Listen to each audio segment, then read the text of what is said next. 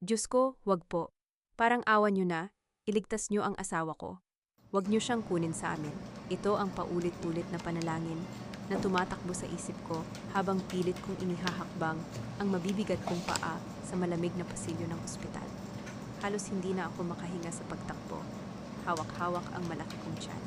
8 buwan na akong buntis. 8 taon naming hinintay ang batang ito, kaya hindi pwedeng mamatay si Daniel. Hindi pwedeng mawala ng ama ang anak ko. Mrs., kayo po ba ang asawa ni Mr. Daniel Mendoza?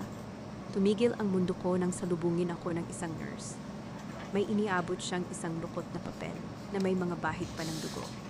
Ito po ang ultrasound result ng kasama niya sa sasakyan, si Miss Rhea. 8 buwan din po siyang buntis at si Mr. Daniel po ang nakapirma bilang ama sa medical record niya. Kailangan po namin ng consent para sa operasyon nilang dalawa. Nanigas ang buong katawan ko. Tila umurong lahat ng dugo ko mula sa ulo pababa sa aking mga paa. Hindi ako makapagsalita. Nakatitig lang ako sa pangalang nakaimprenta sa papel. Rhea Villanueva, ang kapitbahay namin. Ang matalik kong kaibigan na kaninang umaga lang ay ipinagluto pa ako ng lugaw at hinaplos ang tiyan ko. At sa ibaba ng pangalan niya ang pangalan ng asawa ko. Daniel Mendoza, ama. Nagsimulang manginig ang mga kamay ko. Gusto kong sumigaw pero walang lumalabas na boses mula sa lalamunan ko. Ganito pala ang pakiramdam kapag pinatay ka ng buhay. Hindi ka makaiyak. Walang luha, puro sakit na parang binibiyak ang dibdib mo. 8 taon. 8 taon akong nagtiis sa mga injection, sa mga patagong pag-iyak sa banyo tuwing dadatnan ako, sa mga pasaring ng ibang tao na baog ako.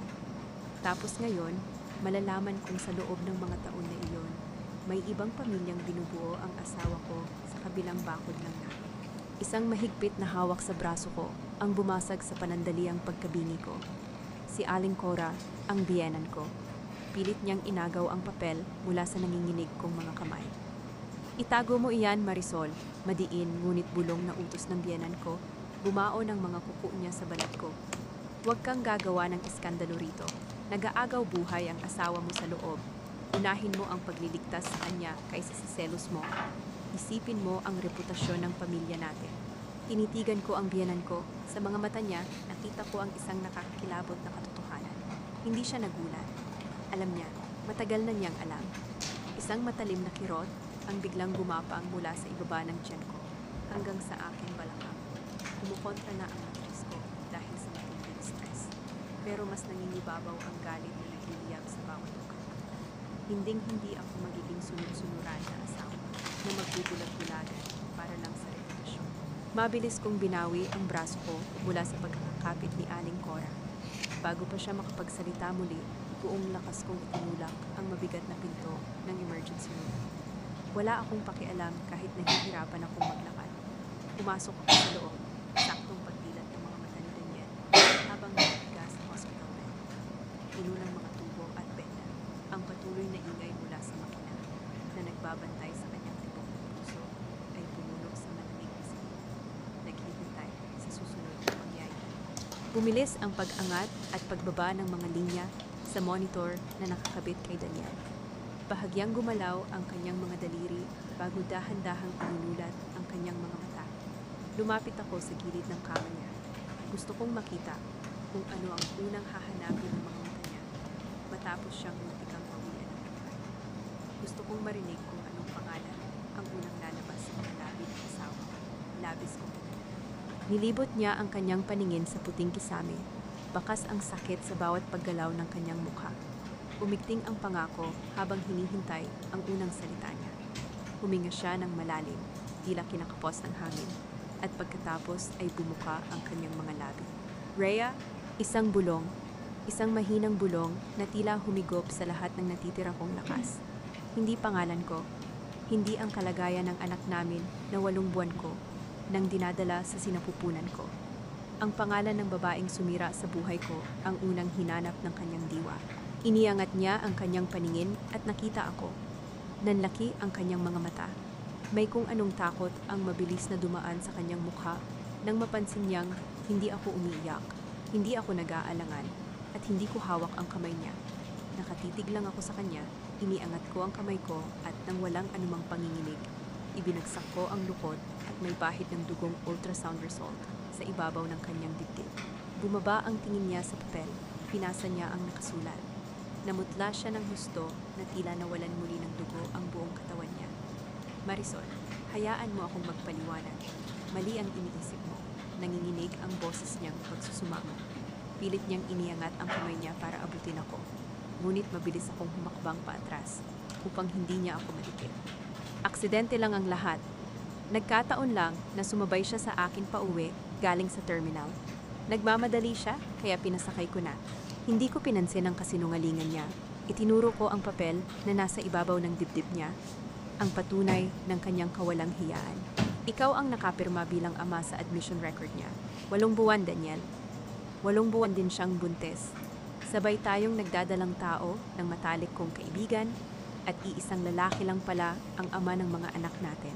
Sabihin mo sa akin, tuwing sinasabi mo bang may overtime ka sa opisina o kaya may out-of-town meeting kayo, sa kabilang bakod ka lang pala natutulog. Pumatak ang mga luha sa kanyang mga mata.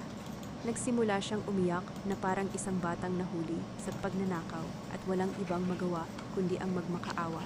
Nadala lang ako ng tukso, Marisol. Humihikbi niyang paliwanag. Bawat salita ay parang lason na pumapasok sa tenga ko. Noong mga panahong hirap na hirap tayong magkaanak, naging mahina ako. Sumuko ako sa lungkot. Siya ang lumapit sa akin. Siya ang umakit sa akin tuwing nag-aaway sila ni Joel dahil laging walang pera ang asawa niya. Pero ikaw ang asawa ko. Ikaw lang ang mahal ko. Napilitan lang akong panagutan ng bata dahil nagbanta siyang magsusumbong sa iyo. Bago pa ako makasagot sa sobrang kapal ng mukha niya, mabilis na pumasok si Aling Cora. Nakita niya ang papel sa dibdib ng anak niya at ang malamig kong pagtitig kay Daniel. Imbes na pagsabihan o saktan ang anak niya dahil sa panluloko, humarap siya sa akin ng may halong pagmamataas. Pilit akong pinapatahimik. Patawarin mo na ang asawa mo, Marisol. Malamig na utos ni Aling Cora. Nakataas ang kilay na tila ako pa ang gumagawa ng gulo. Lalaki iyan. Natural lang na maghanap ng iba kapag hindi maibigay ng asawa ang pangangailangan niya sa loob ng mahabang panahon. Ilang taon kayong walang anak? 8 taon. Mabuti nga at sa'yo pa rin siya umuwi. Hindi kanya iniwan para sumama sa babae niyo. Tanggapin mo na lang, total buntis ka na rin naman ngayon. Pakiramdam ko ay sinampal ako ng pabalik-balik. Tiningnan ko ng maigi ang biyanan ko. Ang babaeng niregalo ko ng ginto noong nakaraang Pasko para lang mapasaya siya. Ang babaeng pinagsilbihan ko tuwing may sakit siya dahil ang tingin ko sa kanya ay pangalawang ina ko na. Alam niyo po, mahinang sagot ko. Pilit pinipigilan ang panginginig ng boses ko dahil sa tindi ng poot. Alam niyo po ang ginagawa ng anak ninyo pero hinayaan niyo. Hinayaan niyong kainin ninyo ang mga ulam na ipinapadala ni Rhea sa bahay natin habang pinapanood niyo akong nagpapasalamat sa kanya bilang matalik kong kaibigan. Ganun ba kayo kawalang puso? Dahil mas mahalaga ang buo ang pamilya kaysa sa katotohanan. Galit na sagot ng biyenan ko, iginigiit ang baluktot niyang prinsipyo. Wala namang pamilyang perpekto. Intindihin mo na lang ang sitwasyon para hindi masira ang buhay ninyo at ng batang nasa sinapupunan mo. Muling umimik si Daniel. Pilit siyang bumangon kahit nahihirapan. Nakikiusap habang patuloy na tumutulo ang mga luha niya. Marisol, pakinggan mo si Mama. Isang pagkakamali lang si Rhea. Isang malaking pagkakamali na pinagsisihan ko na. Hindi ko siya mahal. Ginamit ko lang siya noong mga panahong pakiramdam ko ay hindi tayo magkakaanak. Ikaw lang talaga ang mahal ko at ang babaeng gusto kong makasama habang buhay. Pangako, pagkatapos nito, lalayo na tayo. Puputulin ko na ang ugnayan ko sa kanya. Kalimutan na natin ito. Bago pa matapos ni Daniel ang pangako niyang puno ng kasinungalingan, isang malakas na pagtulak ang nagpabukas ng tuluyan sa pinto ng emergency room. Pumasok ang isang lalaking humahangos, muntik nang madapa sa sarili niyang mga paa sa labis na pagmamadali. Suot niya ang uniforme ng isang ambulance driver, pawis na pawis at natatangkad sa mata. Si Joe, ang asawa ni Rhea, ang lalaking para na Rhea. Nilibot ni Joel ang paningin niya sa aming tatlo, bakas ang matinding pag-aalala at takot sa kanyang mukha. Lumapit siya sa kama ni Daniel. Pilit hinahabol ang kanyang hininga. Mr. Daniel, Nabalitaan ko ang aksidente mula sa dispatcher. Nag-aalalang tanong ni Joel bago lumingon sa akin nang may matinding pagmamakaawa sa kanyang mga mata. Marisol, nasaan si Rhea? Nasaan ang asawa at ang anak ko? Ligtas ba sila? Wala pa akong balita mula sa doktor. Walang nakapagsalita sa amin. Nakatingin lang ako sa basang-basang uniforme ni Joel, kung saan tumutulo pa ang pawis mula sa matinding pagod sa paghahanap buhay, para lamang sa pamilyang matagal na palang ninakaw sa kanya ng asawa. Nakatingin lang ako sa basang-basang uniforme ni Joel. Ang lalaking ito ay walang kamalay-malay na ang mundong pinaghihirapan niyang itayo ay matagal nang gumuho. Tiningnan ko si Daniel, nakikiusap ang mga mata ng asawa ko. Hindi dahil naaawa siya kay Joel, kundi dahil natatakot siyang harapin ang galit ng lalaking pinagtaksilan niya. Gusto kong isigaw ang totoo. Gusto kong sabihin kay Joel na ang asawa niya at ang asawa ko ay matagal nang niloloko kaming dalawa. Gusto kong ipamukha sa kanya ang papel na hawak ko. Pero nang makita ko ang panginginig ng mga kamay ni Joel, dahil sa sobrang pag-aalala para sa asawa niya, umurong ang dila. Wala akong karapatang basagin ang puso ng isang inosenteng tao sa mismong oras na nag-aagaw buhay ang asawa niya. Hindi ako katulad ni Daniel at Rhea na walang awa. Nasa delivery room siya, Joel. Mahina akong sagot. Umiwas ako ng tingin dahil hindi ko kayang salubungin ang inosente niyang mga mata. Pumunta ka na sa kanya. Bago pa siya makapagtanong ng iba pang detalye, tumalikod na ako at mabibigat ang mga hakbang na lumabas ng silid. Hindi ko na pinansin ang pagtawag ni Aling Cora sa pangalan ko. Wala na akong pakialam sa kanila. Kailangan kong umalis doon bago pa sumabog ang dibdib ko.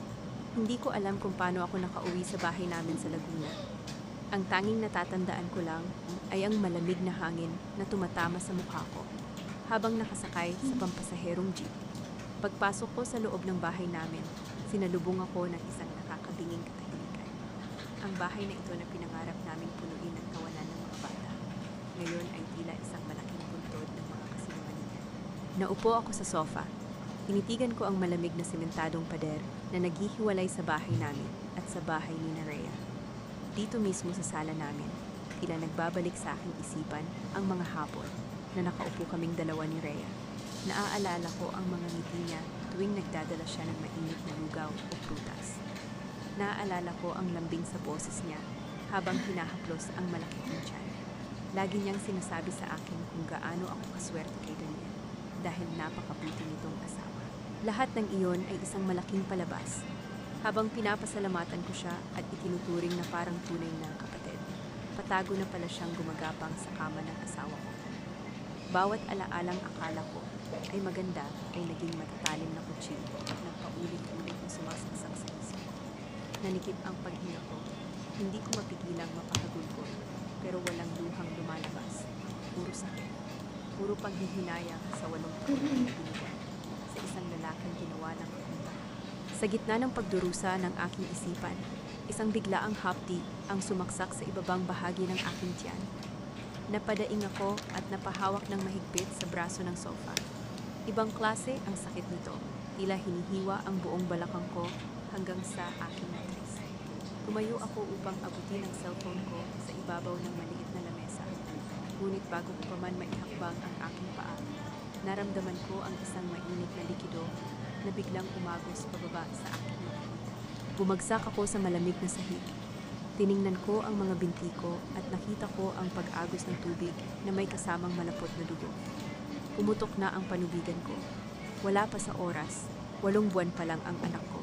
Pilit kong inabot ang lamesa para kunin ang telepono, pero sa sobrang panghihina, natabig ng kamay ko ang cellphone. Nahulog ito at nagkadurog-durog ang screen sa sahig. Pinilit kong gumapang. Bawat sentimetro ng paggalaw ko ay sinusundan ng matinding pag-ikot ng aking tiyan. Mag-isa ako, walang tutulong sa akin. Unti-unting nagdidilim ang paningin ko habang pilit kong niyayakap ang tiyan ko upang protektahan ang anak ko. Sa mga sandaling pakiramdam ko ay bibigay na ang katawan ko, narinig ko ang ingay ng isang malaking makina ng sasakyan na pumarada sa labas. Sumunod ang mabibigat na yabag ng mga sapatos na nagmamadaling pumasok sa kabilang bakod. Si Joel. Sigurado akong umuwi siya mula sa ospital gamit ang ambulansya upang kumuha ng mga gamit at dokumento para kami. Ito na lang ang tanging pag-asa ko. Inipon ko ang lahat ng natitirang hangin sa aking baga. Sa kabila ng matinding kirot at pag-agos ng dugo, isinigaw ko ang pangalan niya mula sa sahig ng aming sala. Joel, tulong! Parang awa mo na. Tulungan mo kami ng anak ko. Napapikit ako ng mariin habang patuloy sa pag-agos ang dugo ko sa sahig. Ang huli kong narinig bago tuluyang mawala ng malay ay ang nakakabinging alingaw-ngaw ng sirena ng isang ambulansya na tila pilit hinahawi ang dilim ng gabi. Mabilis na papalapit sa aming bahay upang sunduin ang dalawang buhay na nag-aagaw hininga. Naramdaman ko ang malakas na pagyanig ng aming pintuan hanggang sa tuluyan itong bumigay dahil sa puwersa ng pagtulak. Mabilis na pumasok si Joel. Bakas ang matinding gulat at takot sa kanyang mukha nang makita akong nakahandusay sa malamig na sahig. Naliligo sa skin. Wala siyang inaksayat sa akin. Pinihad niya ako ng walang pag-aalinlangan at mabilis na isinakay sa ambulansya na dala. Ang susunod na lamang na nagpisto sa isip ay ang nakakapasok na ilaw sa mga ang mga nagmamadaling kilos ng mga at ang walang tigil na tila Pagkatapos ng ilang oras ng matinding paghihirap, narinig ko ang isang napakahinang iyak. Ang anak ko, ang liit-liit niya, halos kasing laki lang ng isang palad. Hindi man lang siya dumampi sa dibdib ko dahil agad siyang inilayo ng mga nurse at nilagyan ng oxygen para isugod sa incubator. Wala siyang laban. Wala pa siya sa tamang buwan para lumabas sa mundong ito. At ang lahat ng ito ay dahil sa kasalanan ng sarili niyang ama. Nang muli kong idilat ang aking mga mata, nakaramdam ako ng matinding bigat sa buo kong katawan. Nasa isang ward na ako. Ngunit sa pagmulat ko, may isang bagay na nagbago sa loob ko. Nawala ang babaeng iiyak at magmamakaawa para sa atensyon ng isang lalaki. Namatay ang Marisol na martir doon sa sahig ng aming bahay. Ang naiwan na lamang ay isang inang kailangan maging matawag para sa anak na nag-aagaw buhay. Dahan-dahan kong tinanggal ang karayom ng suwero na nakakabit sa kamay ko. Pilit akong pinigilan ng isang nurse na kapapasok lamang. Ngunit tinapik ko ang kamay niya nang walang pagdadalawang isip. Kailangan kong makita ang anak ko. Ginamit ko ang pader upang alalayan ang nanginginig kong katawan. Bawat hakbang ko sa malamig na sahig ng ospital ay parang pinutusok ng nilulubog karayom ang sarili. Ngunit mas nangingibabaw ang gusto ko. Ang anak ko. Pagdating ko sa malawak na pasilyo patungo sa NICU, natigil ako sa paghakbang. Sa di kalayuan, sa tapat ng isa pang operating room, nakita ko si Daniel. Nakaluhod siya sa sahig, umiiyak at nagmamakaawa sa isang doktor na kakalabas lamang.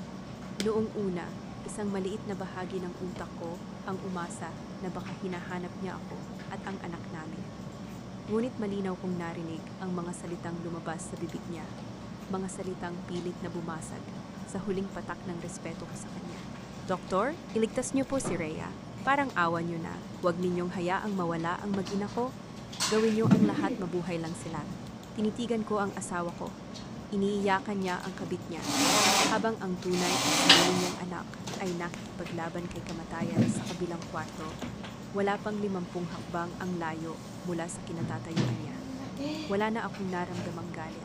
Walang luha. Tanging matinding pandidiri at pagkaawa sa pagiging pathetic ng lalaking minsan kong pinangarap na makasama habang buhay. Pinagpatuloy ko ang paglalakad, dumaan sa likuran niya na parang isang hangin hindi niya napansin. At hindi ko man lang siya tinapunan ng tingin. Nakarating ako sa tapat ng malaking salamin ng NICU. Pinagmasdan ko ang anak ko na napapalibutan ng napakaraming tubig at makina na sumusuporta sa maliit at masaselan niyang baga. Ipinatong ko ang palad ko sa malamig na salamin. Tahimik akong nangako sa kanya. Simula sa araw na ito, kaming dalawa na lang. Ako na lang ang magpoprotekta sa kanya. Hindi na namin kailangan ng lalaking hindi alam ang tunay na kahulugan ng pagiging isang ama. Habang nakatitig ako sa mahinang pagbaba at pagbaba ng dibdib ng anak ko, naramdaman ko ang isang si Joe. Basang-basa pa rin ang pawis niya. Ang postura niya. Nakayuko siya at ang ayun parang masaya. Bumaba ang tingin ko sa kanyang mga kamay. Nakakuyom ang kanyang mga daliri. Halos pumuti na ang mga buko nito sa sobrang higpit ng pagkakahawak sa isang cellphone. Ang cellphone ni Rhea na dinala niya kanina mula sa bahay. Ang liwanag mula sa screen ng telepono ay tumatama sa kanyang namumutlang mukha. Nakabukas ang mga mensahe. Nakita niya ang mga palitan ng malalanding salita, ang mga pangako ng pag-iwan, at ang katotohanan kung sino talaga ang ama ng batang dinadala ng asawa niya. Hindi siya tumingin sa akin. Nakapako ang kanyang mga mata sa kabilang dulo ng salamin, doon sa kawalan. Nang magsalita siya, ang boses niya ay basag, puno ng isang uri ng sakit na bumibiyak ng pagkatao. Isang sakit na matagal nang ibinaon sa likod ng mga ngiti at pag-aalaga ng aming mga asawa. Kailan pa, Marisol, garalgal at halos pagulong niyang tanong. Ang kanyang tinig ay nanginginig sa pagpipigil ng luha. Gaano nang katagal nila tayong ginagawang tanga? Sa itaas namin, patuloy na kumukurap-kurap ang puting ilaw ng pasilyo, tila nagbibilang ng mga segundong guguho na nang tuluyan ang natitirang pag-asa sa buhay naming dalawa. 3 taon, Joel, basag ang boses kong tugon sa kanya. Pilit pinipigilan ang pagyanig ng aking mga balikan. 3 taon na nila tayong ginagawang tanga. Ipinikit ni Joel ang kanyang mga mata ng mariin. Nakita ko kung paano nanginig ang kanyang panga at kung paano lumalim ang paghinga niya. Walang luhang bumagsak mula sa kanyang mga mata, ngunit ramdam na ramdam ko ang pagkawasak ng kanyang kanan. Dahan-dahan niyang ibinulsa ang cellphone ng asawa niya. Humarap siya at naglakad pabalik sa pasilyo kung nasaan si Daniel. Kahit sariwa pa ang tahi ko at naghihina ang buo kong katawan, pilit ko siyang sinundan gamit ang paningin. Handa akong sumigaw para humingi ng tulong sa mga gwardya kung sakaling magkasakitan sila. Nang mapansin ni Daniel ang paglapit ni Joel, mabilis siyang umurong palayo. Itinaas ni Daniel ang kanyang 2 kamay na tila sinasangga ang isang suntok na inaasahan niyang tatama sa mukha niya. Namumutla si Daniel, bakas ang matinding duwag sa kanyang mga mata. Ngunit walang kamaong lumipad. Walang sigaw na bumasag sa katahimikan ng ospital. Tumayo lang si Joel sa harap ng asawa ko. Tinitigan niya si Daniel mula ulo hanggang paa. Isang tingin na puno ng matinding pandidiri at awa. Isang tingin mula sa isang tunay na lalaki patungo sa isang taong walang bayag para panindigan ang sumpaan sa harap ng Diyos. Bumuntong hininga ng malalim si Joel. Dahan-dahan niyang hinawakan ang gintong singsing sa kanyang daliri. Ang palatandaan ng kasal nila ni Rhea na pinangalagaan niya ng ilang taon. Kalmado niya itong inubad at ipinatong sa malamig na bakal na upuan sa tabi ni Daniel. Hindi kita susuntukin, Daniel, malalim at malamig na pahayag ni Joel. Ang boses niya ay nagtataglay ng nakakakilabot na kontrol. Hindi ko dudumihan ang mga kamay ko na araw-araw kong ginagamit para maghanap buhay ng marangal. Kinuha mo ang asawa ko. Sige, isaksak mo sa baga mo. Pero tandaan mo, kailanman ay hindi ka magiging masaya. Sana masikmura mong tingnan ang mukha ng mga anak mo habang alam mong itinayo mo ang buhay nila sa paninira ng pamilya ng iba. Tinalikuran niya si Daniel na ngayon ay humahagulgulan na naman tulad ng isang mahinang bata. Pinagmasdan ko ang paglalakad ni Joel palayo. Sa kabila ng mabibigat niyang hakbang at basang-basang uniforme, nakita ko ang dignidad ng isang tao na hindi hinayaang nakawin ng pagtataksil ang kanyang pagkatao. Pareho kaming naging biktima ng sarili naming kabaitan. Pero Chị hindi thêm kami magmakaawa chị thêm nhận para sa dán ấy. pagmamahal na hindi namin dapat Chọn nền. magmamakaawaan. Bago pa man ako makabalik sa ward, narinig ko ang Xong rồi mabilis na thêm nhận dán mga cho nó nhảy nhảy là được á. Dumating si Aling Cora. Nakita niya si Daniel na nakaupo at umiiyak sa tabi ng operating room. Dali-dali siyang lumapit sa anak niya at sa isang malaking palabas na halatang ginawa para makita ko, sinampal niya si Daniel sa balikat. Isang sampal na walang lakas, isang sampal na pilit. Tingnan mo ang ginawa mo sa pamilya mo. Pagsita ni Aling Cora sa anak niya, bago mabilis na lumingon sa akin, napilit inaabot ang kamay ko. Tiningnan niya ako ng may peking pag-aalala sa kanyang mukha. Marisol, anak, nakita mo na? Sinampal ko na ang asawa mo. Nagsisisi na siya, umiiyak na nga o. Patawarin mo na, huwag mo nang palakihin pa ito. Natural lang sa mga lalaki ang magkamali at matukso, lalo na at ang tagal mong hindi nabuntis. Ang mahalaga, sa iyo pa rin siya umuwi. Ibaliwala mo na lang ang nangyari para sa bata, para buo pa rin ang pamilya ninyo. Tinitigan ko ang mukha ng biyanan ko.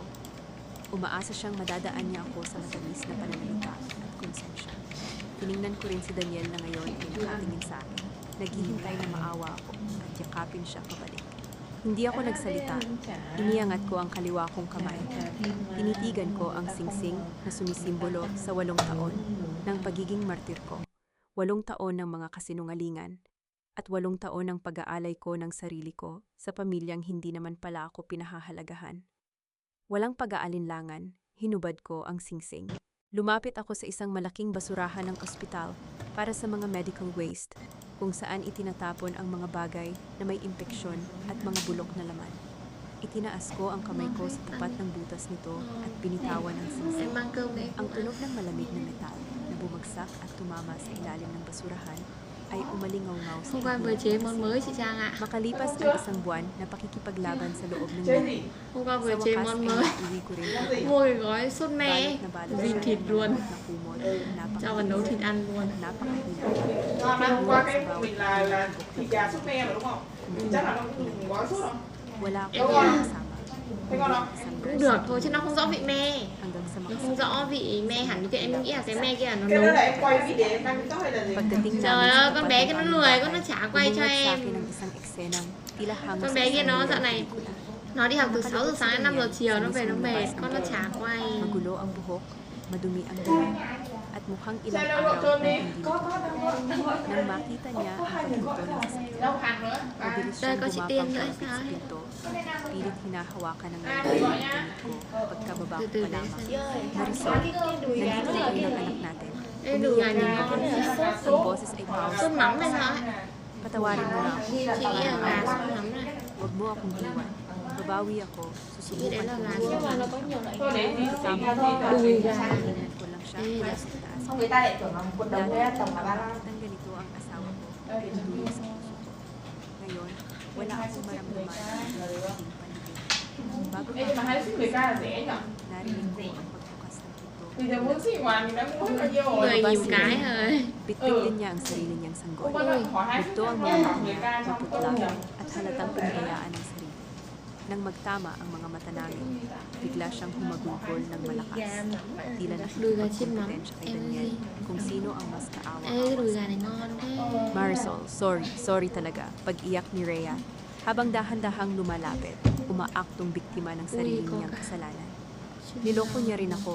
3 taon siyang nangako sa akin na hihiwalayan kanya.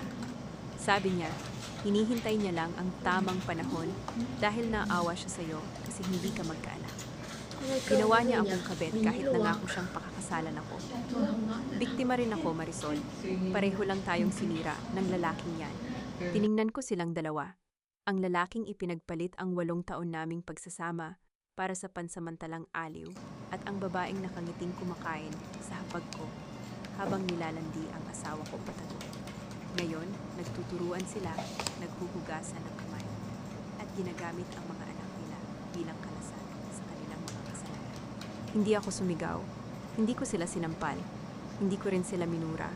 Sa halip, isang malamig at blangkong tingin ang ipinukol ko sa kanila. Ang katahimikan ko ang naging pinakamatalim kong sandata. Nakita ko ang pagtataka sa mga mata ni Rhea nang hindi ko siya patulan.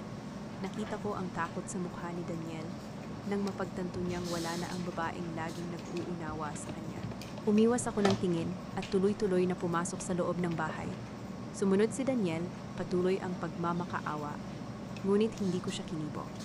Ibinaba ko ang anak ko sa gitna ng malinis na sofa, tinitiyak na ligtas siya, at dumiretso ako sa kwarto.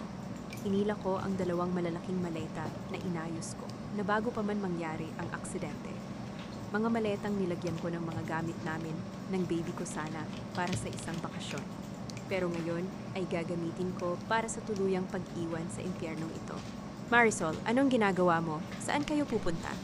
Nag-aalalang tanong ni Daniel habang nakatayo sa hamba ng pinto. Pilit hinaharangan ng daan. Ito ang bahay natin. Dito tayo bubuo ng pamilya. Tumigil ako sa pag-aayos. Kinuha ko ang isang brown envelope mula sa ibabaw ng drawer at ibinato ko ito sa dibdib niya. Nalaglag ang envelope sa sahig, naglabas ng mga dokumento, may tatak at pirma mula sa abogado at munisipyo. Wala na tayong bahay, Daniel, malamig kong sagot. bawat salita ay parang yelo na tumutusok sa kanya. Naibenta ko na ang bahay na ito sa isang malayong kamag-anak sa halagang kahit hindi ganoon kalaki, ay sapat na para makapagsimula kami ng anak ko. Inasikaso ko lahat iyan habang nasa ospital ako at habang busy kang bisitahin ng kapitbahay. Kinuha ko ang porsyento at ang natitirang pera ay inilipat ko sa account ko. Pambayad sa mga utang na sigurado ang darating sa inyo. Bukas ng umaga, darating na ang mga bagong may-ari, kaya mabuti pa ang impake. Nanlaki ang mga mata ni Daniel. Nanginginig ang mga kamay niyang pinulot ang papel. Binabasa ang titulo na ngayon ay nakapangalan na sa iba. Hindi mo pwedeng gawin ito, Marisol. Paano ako? Paano kami? Problema mo na iyan. Kayong dalawa ni Rhea ang gumawa ng solusyon para sa sarili ninyo noon. Kaya siguradong kaya nyo ring gumawa ng paraan ngayon. Sagot ko habang walang emosyong hinihila ang mga maleta palabas ng kwarto. Binuhat ko ang anak ko ng buong pag-iingat. Paglabas ko ng gate, naghihintay na ang isang inarkilang tricycle na tinawagan ko kanina. Isinakay ng driver ang mga maleta ko habang mahigpit kong yakap ang anak ko. Lumabas si Daniel mula sa bahay, sumisigaw, umiiyak, pilit hinahabol ang sasakyan, habang nakatayo lang si Rhea sa labas ng bahay niya, tulala at hindi makapaniwala sa nangyayari. Nakita niya siguro na ang lalaking inaasahan niyang sasalo sa kanya ay wala na ring natira kahit ano. Pinaandar ng driver ang makina. Nagsimulang umusad ang sasakyan papalayo sa kalyang iyon, papalayo sa mga kasinungalingan, at papalayo sa mga taong hindi ko na kailanman lilingunin pa. Hindi ko pinansin ang mga palahaw ni Daniel. Ang tanging pinagtuunan ko ng pansin ay ang tahimik na pagtulog ng anak ko sa aking mga bisig, ligtas mula sa lason ng kanyang ama. Sa pag-arangkada ng tricycle, dahan-dahang nilamon ng makapal na alikabok ang bulto ng lalaki. Nakaluhod sa gitna ng kalsada, unti-unting naglalaho hanggang sa wala na akong makita. Ang marahas na paglipad ng alikabok mula sa gulong ang tuluyang nagbaon sa nakaraan.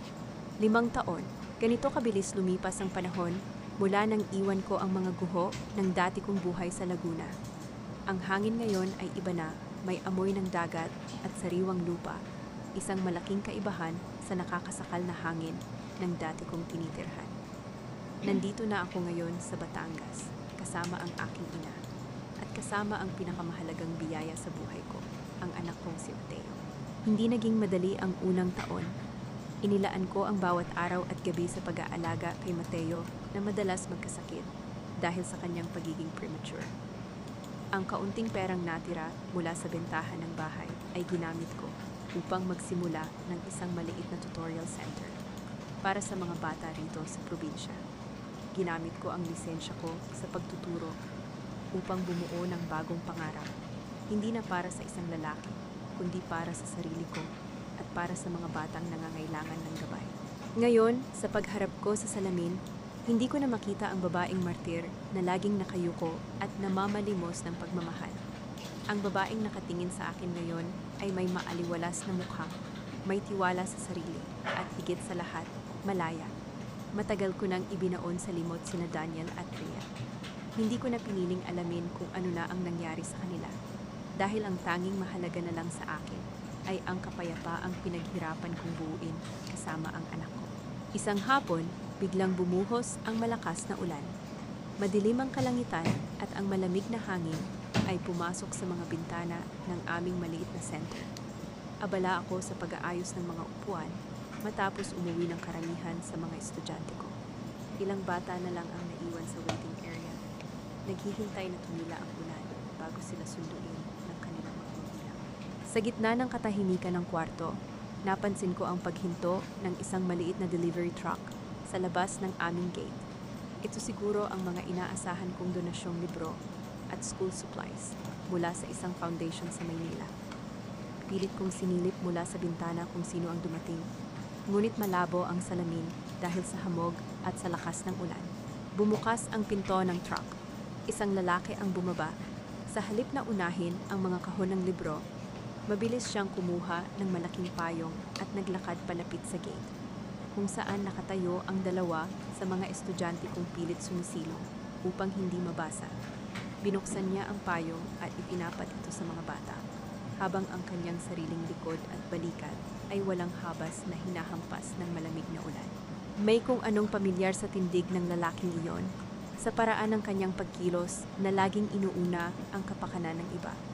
Binuksan ko ang pinto ng center upang salubungin siya at magpasalamat.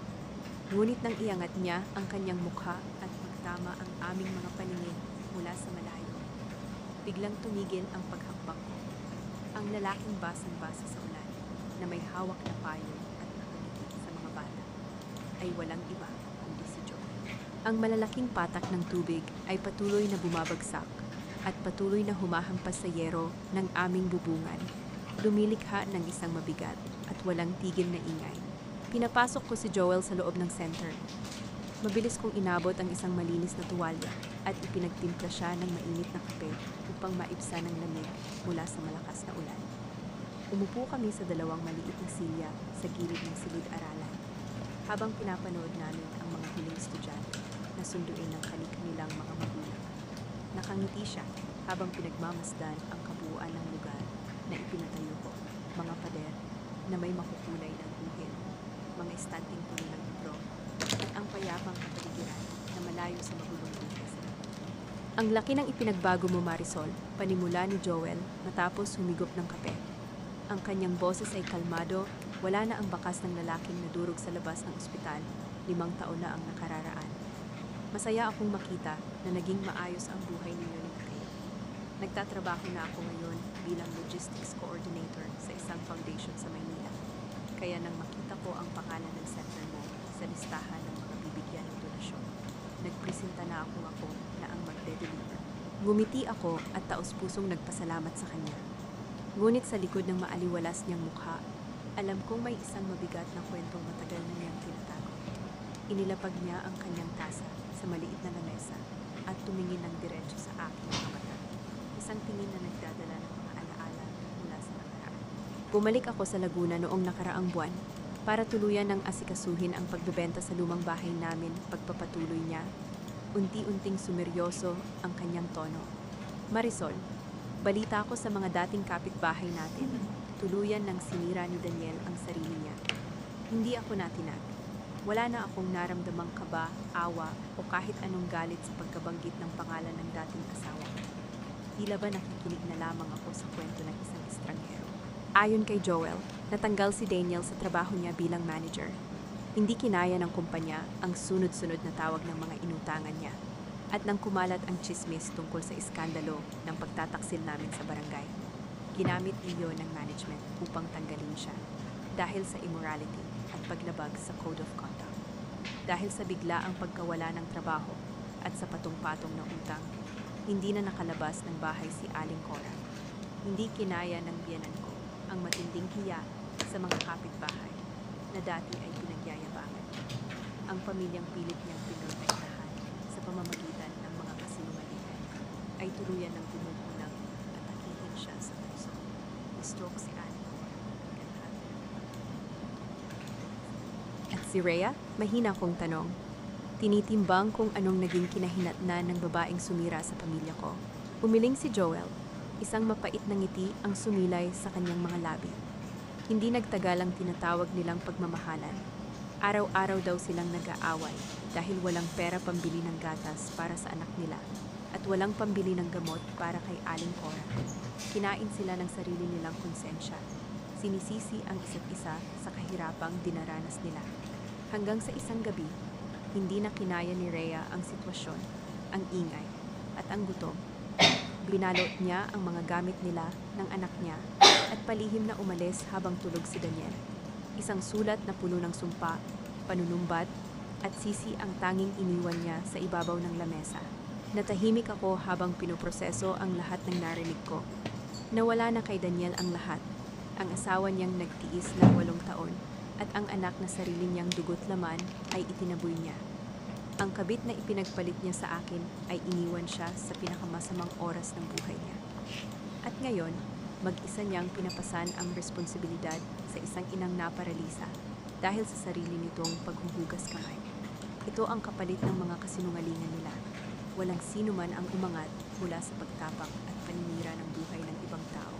Tumayo ako at tumingin sa bintana. Pinagmamasdan ang patuloy na pag-agos ng ulan.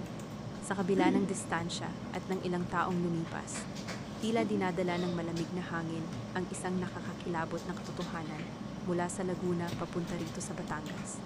Kahit hindi ko nakikita gamit ang sarili kong mga mata, parang naririnig ko ang walang hanggang pag-ungol ng isang matandang babae na nakaratay sa isang madilim na kwarto. Ang mga daing na iyon ay hindi na kailanman magagamot ng anumang gamot o panalangin, dahil iyon ay ang mabigat na tunog ng habambuhay na pagsisisi at pagdurusa. Ilang linggo matapos ang pagkikita namin ni Joel, dinala ko si Mateo sa isang pampublikong health center sa kabilang bayan para sa kanyang taunang check-up at bitamina. Maraming tao. Siksikan ang mga nanay na karga ang kani-kanilang mga anak. Nakaupo ako sa isang sulok habang tahimik na naglalaro si Mateo sa tabi ko. Sa gitna ng ingay ng mga nag-uusap at nagtatawagang mga nurse, umibabaw ang isang pamilyar at nakakabiling pag-iyak ng isang batang may sakit. Lumingon ako sa kabilang dulo ng pasilyo. May isang ginang na pilit pinapatahan ang kanyang anak na namumula sa sobrang taas ng lagnat. Magulo ang buhok ng babae, sobrang payat, at ang kanyang damit ay lukot-lukot na tila ilang araw na hindi napapalitan. Nakayuko siya, balisa, at parang wala sa sarili habang pilit inuuboy ang bata. Ngunit imbes na tumahan, mas lalong lumakas ang iyak nito. Nang bahagya siyang mag-angat ng paningin upang punasan ng pawis sa kanyang noo, natigil ang paghinga ko, si Rhea. Ang babaeng dati ay puno ng kulay, na palaging nakangiti habang inaalok ako ng pagkain sa Laguna. Ngayon ay mukhang mas matanda ng 10 taon sa kanyang tunay na edad. Halatang halata ang lalim ng kanyang mga mata na nagbabadya ng matinding depresyon at kakulangan sa tulog. Nakita ko ang panginginig ng kanyang mga balikat. Wala siyang kasama. Wala si Daniel na ipinaglaban niya. At higit sa lahat, wala si Joel na dating sumasalo sa lahat ng responsibilidad niya. Mag-isa siyang lumalaban sa kalupitan ng buhay, na siya mismo ang humubog. Tinitigan ko siya mula sa malayo. Inaasahan ko na makakaramdam ako ng tuwa o kaya ay matinding galit. Inaasahan ko na gusto kong lumapit para ipamukha sa kanya na tama ang naging desisyon ko. At siya ngayon ang nagdurusa. Pero habang pinagmamasdan ko ang panginginig ng kanyang buhay, habang pilit niyang inaalo ang kanya, wala akong naramdamang katuwaan, kundi isang nakakatagulong awa. Hindi para sa kanya, hindi para sa bata na walang kasalanan, ngunit nagbabayad para sa desisyon. Tumayo ako. Iniwan ko sandali si Mateo sa pangangalaga ng isang nurse na kilala ko. Naglakad ako patungo sa isang maliit na tindahan sa labas ng health center at bumili ng isang bote ng malinis na tubig at isang pakete ng tissue. Dahan-dahan akong naglakad pabalik sa pasilyo kung saan siya nakaupo. Hindi niya ako napansin dahil masyado siyang nakatuon sa pagpapatahan sa kanyang anak at sa paghikbi niya dahil sa matinding pagod at kawalan ng pag-asa. Huminto ako sa kanyang tabi. Hindi ako nagsalita. Hindi ko siya binati o tiningnan man lang ng masama. Tahimik kong ipinatong ang bote ng tubig at ang tissue sa bakanteng upuan sa tabi niya. Nang maramdaman niya ang presensya ko at ang paglapat ng mga gamit sa upuan, unti-unti niyang iniangat ang kanyang mukha. Nagtama ang aming mga mata. Nanlaki ang mga mata ni Rhea. Umigting ang kanyang panga at nakita ko ang agarang pamumuo ng mga luha sa kanyang mga mata nang makilala niya ako. Sa maikling sandali ng pagtitig ko sa kanya, ipinarating ko ang isang mensaheng hindi nangangailangan ng salita. Tapos na ako sa inyo, malaya na ako, at ikaw ay nakakulong pa rin sa impyernong ginawa mo. Tumalikod ako at naglakad pabalik sa anak ko. Wala pang 3 hakbang ang nagagawa ko nang marinig ko ang isang malakas at pasag na paghagulgol mula sa aking likuran. Hindi iyon iyak ng pagkapahiya. Iyon ay ang iyak ng isang taong tuluyan ng nadurog ng sarili niyang konsensya. Isang pagsisisi na kailanman ay hindi na mababago ng anumang paghingi ng tawad. Ang kanyang mga paghikbi ay umalingaw-ngaw sa buong pasilyo, nagdadala ng bigat ng bawat kasalanang ginawa niya sa pamilya ko at sa sarili niyang asawa. Ngunit hindi na ako lumingon pa. Kinuha ko ang kamay ni Mateo at naglakad kami palabas ng gusali. Sinalubong kami ng mainit at nakakasilaw na sinag ng araw na pilit tumatagos sa malalaking bintana ng pagamutan. nagbibigay ng liwanag sa panibagong bukas na naghihintay sa akin. Mabilis ang mga hakbang ko sa pasilyo ng paaralan. Halos hindi ko na mapansin ang mga makukulay na poster sa pader dahil sa matinding kaba na bumabalot sa dibdib ko. Tumawag ang principal kanina at sinabing nasangkot pa sa isang gulo si Mateo. Ang anak kong hindi marunong manakit ng kapwa, bigla na lang daw nakipag-away. Nang buksan ko ang mabigat na pinto ng principal's office, agad kong hinanap ang anak ko. Nakaupo si Mateo sa isang sulok, may pasa sa pisngi at tahimik na umiiyak. Mabilis ko siyang nilapitan at niyakap ng mahigpit. Ngunit nang iangat ko ang aking paningin, napansin ko ang dalawa pang tao sa kabilang upuan. Isang batang lalaki na kaedaran ni Mateo, may galos din sa braso at nakayuko sa takot.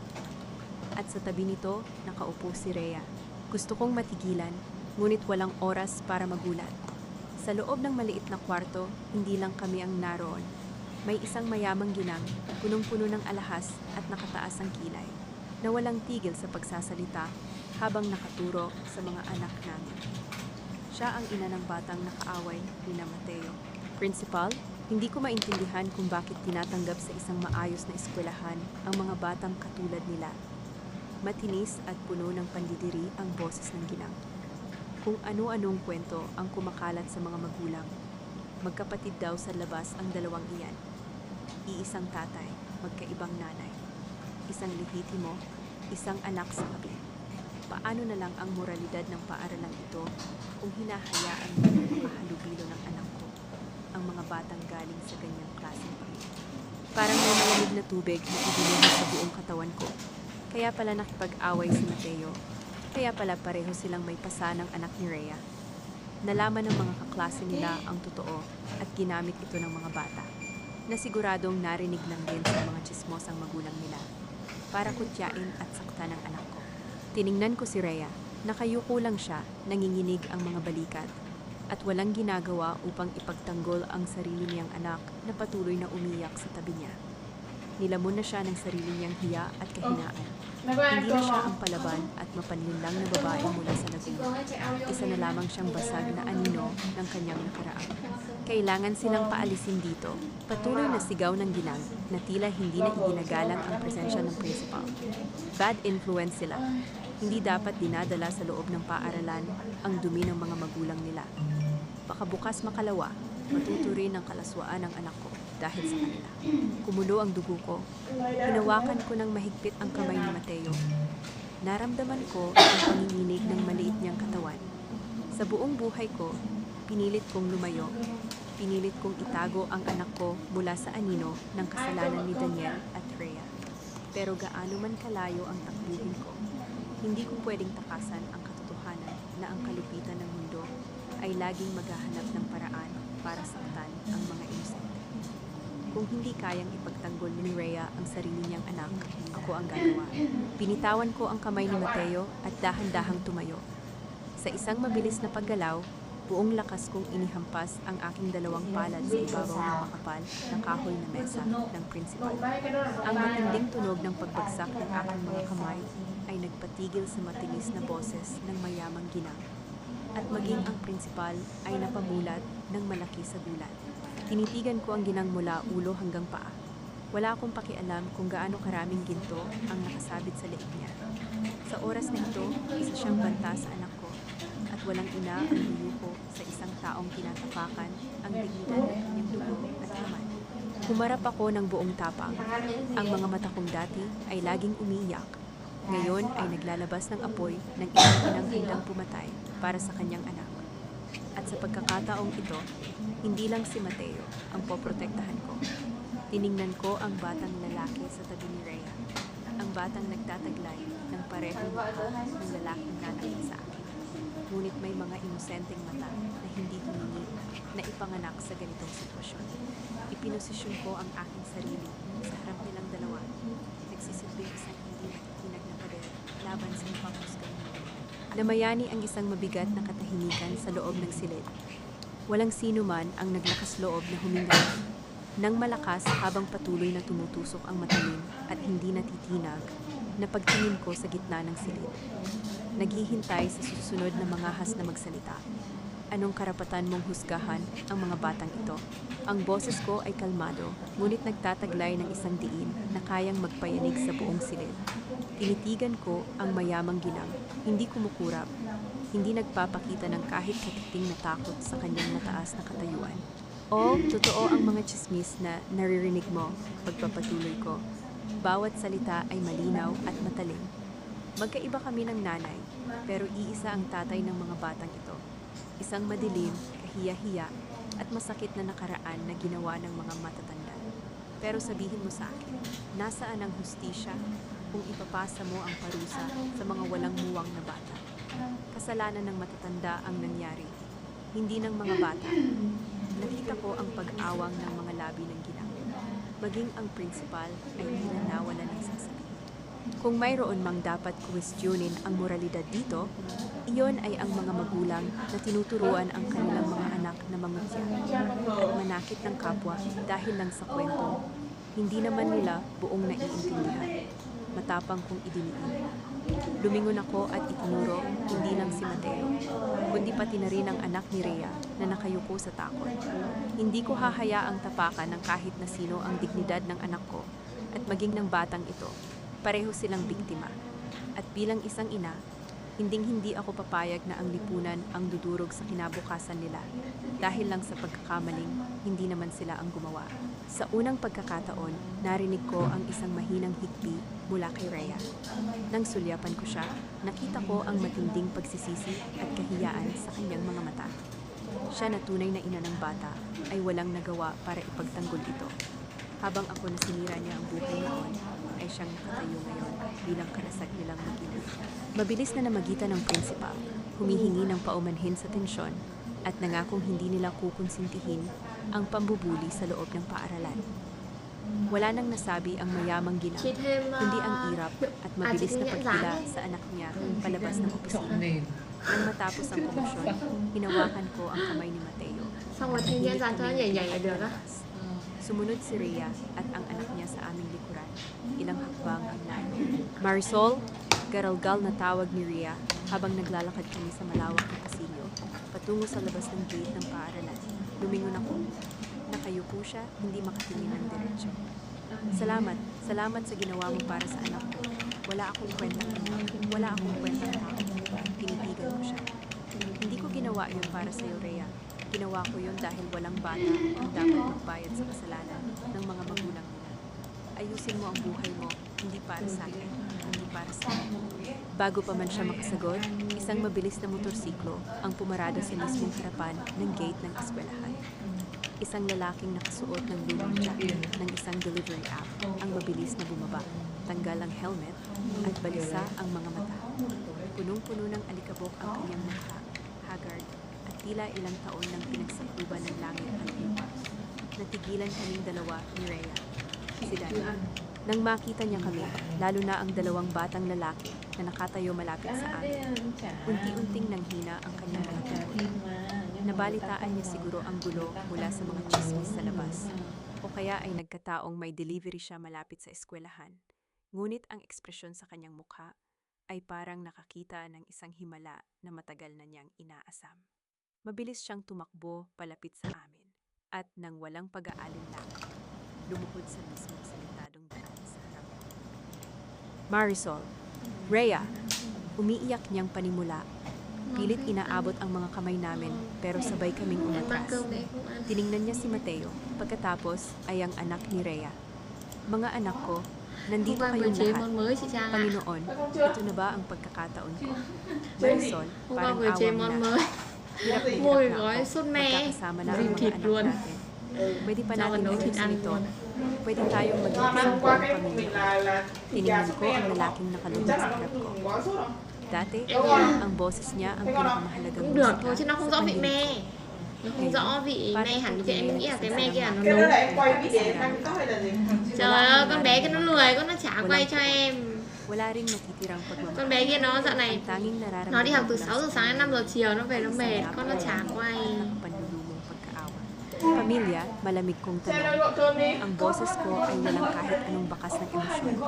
Wala ka ng pamilya, Daniel. Đây có chị Tiên nữa Matagal mo na sao? kaming pinatay. Pero nagbago na ako, Marisol. Nagsisisi na ako sa lahat. Bigyan niyo ako ng pagkakataon na maging ama sa kanila. Ê, đủ gà nhìn ngon Umakyat lắm. na nakikiusap Sốt mắm này hả? na tila pilit pa. Chị nghĩ là gà sốt mắm. Mabilis na nagtago si Mateo sa likuran ko. Hawak na Hindi na mahigpit lang. ang dulo ng damit. Cô để tí xíu nhà Sa thì Đùi isang gà. lalaki na Ê, nag-aangking ama. Người ta lại tưởng là một Sa đồng kabilang ghét tầm mà banda, ba la. hinila rin ni Rhea ang anak niya palayo. Hindi hinayaang madukitan ng lalaking sumira. Tinitigan ko ng Ê, mà hai diretso sức người ta là rẻ nhỉ? ang dating asawa. Tingnan mo ang Thì sarili nếu mo, muốn thích Daniel. ngoài mình đã muốn bao Tingnan nhiêu mo rồi. Người ang nhiều mga cái anak mo. rồi. Hindi ka nila kilala at Không hindi có ka người nila khỏi hai sức kailangan. nó khoảng người ta Ang trong nakikita cơm mo nhỉ? ngayon ay dalawang inang pinipilit buuin ang mga buhay na winasak mo. Huwag mo kaming tatawaging pamilya. Dahil ang pamilya Đùi gà ay chiên mắm. Em pinoprotektahan. ơi gì? Hindi ipinagpapalit sa Eh, đùi gà này panandaliang ngon sarap đấy. at kasinungalingan. Hindi ko na hinintay ang sagot niya. Hinawakan ko ng mahigpit ang kamay ni Mateo at nagpatuloy sa Uy, paglalakad. coca. Dumiretso sa paglagpas sa kanya na parang isang hangin hindi ko nakikita. Naramdaman ko ang pagsunod ni Rhea at ng kanyang anak sa ibang direksyon. Parehong iniwan ang lalaking nakaluhod at Đây umiyak cơm sa có gì nhỉ? gitna ng daan. Bí lùa. Pumasok kami sa loob ng compound ng paaralan upang dumaan sa kabilang gate kung saan naroon ang sakayan. Habang naglalakad kami palayo, isinara ng gwardya ang malaking bakal na harang ng eskwelahan upang paghiwalayin ang kalsada at ang lupo ng mga estudyante.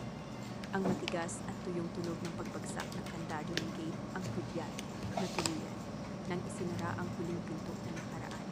Naiwan si Daniel sa kabilang panig. Sumisigaw sa kawalan. Lumipas ang ilang araw matapos ang komosyon sa paaralan. Isang maaliwalas na hapon ang sumalubong sa akin paglabas ko ng center. Nagkayayaan kami ni Joel na magkita sa isang maliit na kapehan malapit sa plaza ng Batangas. Dito, tanaw ang isang pampublikong palaruan kung saan malayang nakakatakbo ang mga bata. Habang nakaupo kami sa labas ng cafe, pinagmamasdan namin ang dalawang batang lalaki na naghahabulan sa damuhan. Si Mateo, ang anak ko, at si Liam, ang anak ni Rhea. Nakaupo si Rhea sa isang malayo at nakahiwalay na bench. Tahimik na nagbabantay, nagbibigay ng espasyo sa aming dalawa ni Joel. Kahit hindi niya sariling dugo't laman si Liam, pinili pa rin ni Joel na suportahan ang bata at ituring itong parang tunay niyang anak.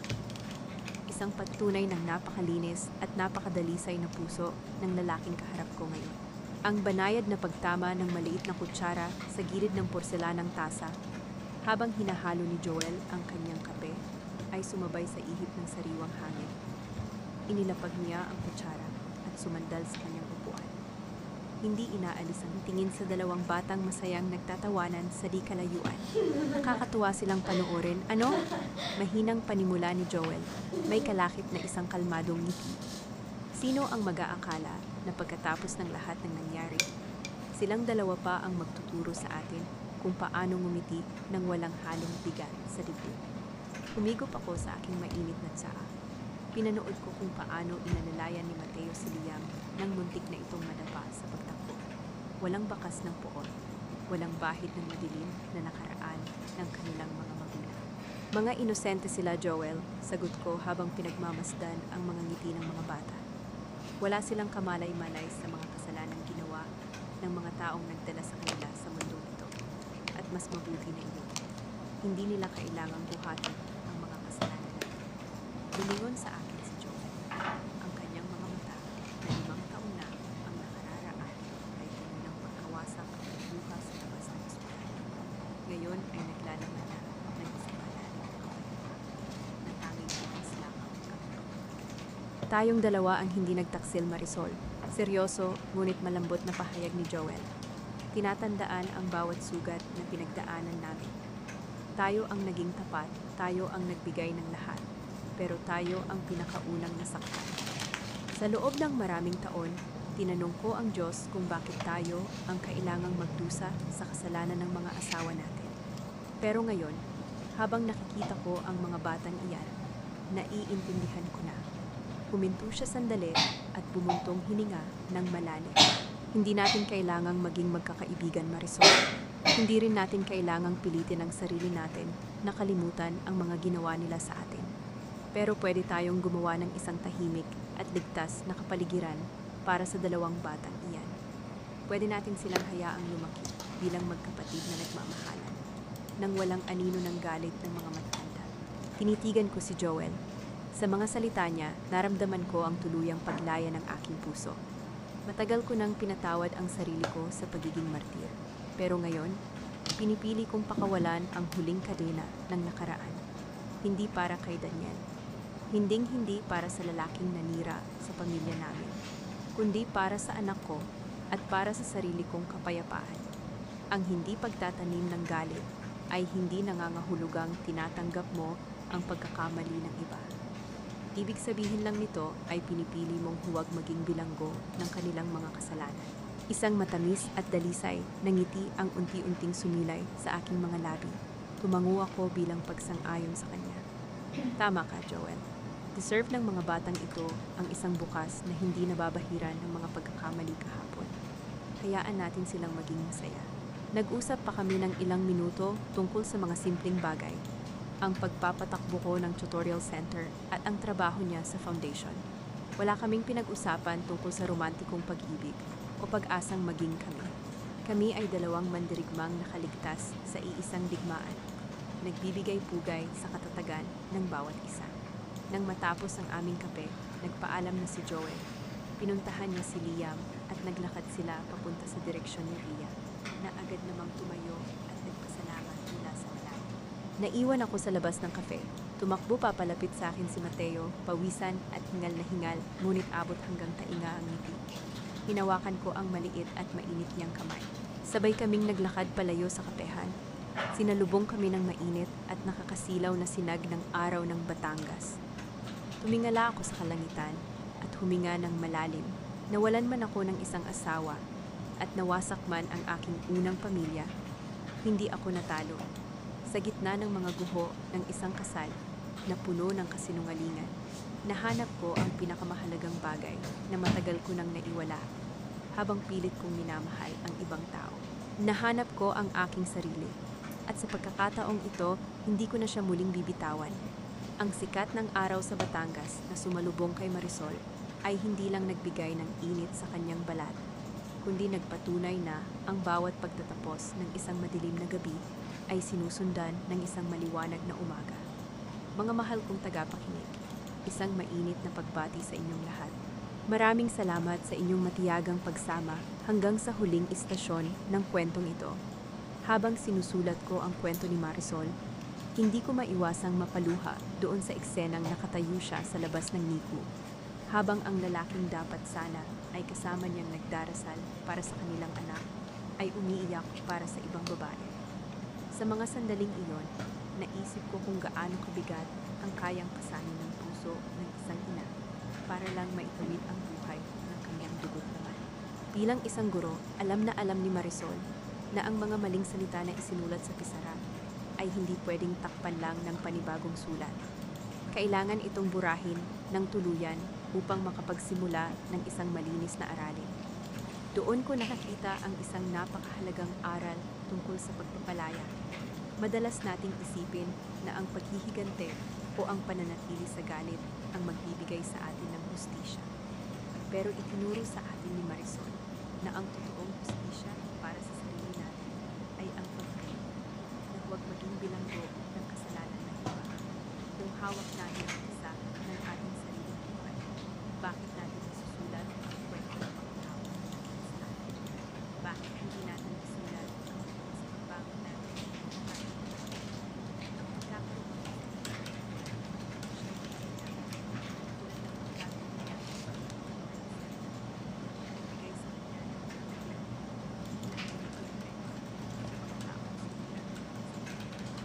Gusto kong malaman ang inyong saloobin tungkol sa desisyon ni Marisol na ipagtanggol pati na ang anak ng babaeng nanira sa pamilya niya. Kung kayo ang nasa sitwasyon niya, gagawin niyo rin ba ang pagharang sa panlalait ng ibang tao para sa batang iyon? Nasaan man kayo ngayon? Nagpapahinga man sa bahay habang nag-aalaga ng mga bata? Nasa biyahe pa uwi mula sa trabaho? O lumalaban sa ibang bansa para sa kinabukasan ng inyong pamilya? Sana ay mag-iwan kayo ng komento. Ikwento ninyo ang inyong mga naging karanasan dahil palagi akong nandito para makinig at umunawa sa inyo. Huwag niyo rin sanang kalimutang i-like at i-share ang kwentong ito kung nakapagbigay ito ng lakas at inspirasyon sa inyo. Hangad ko ang inyong kapayapaan at naway maging matapang din kayong isulat ang sarili ninyong kwento sa paraang gusto ninyo. Pamagat ng kwento, ang pisara ng bagong bukas. Ang kwentong ito ay isinulat na kumuha ng inspirasyon mula sa mga totoong karanasan sa labas. Iniaalay sa lahat ng mga dumaan at patuloy na lumalaban sa ganitong uri ng sitwasyon. Paalala, ang lahat ng mga tauhan at sitwasyon sa kwentong ito ay isinulat muli bilang piksyon at hindi naglalayong manuligsa o umatake ng sinuman. Ang kwentong ito ay nilikha sa layuning magbigay aliw at maghatid ng positibong mensahe.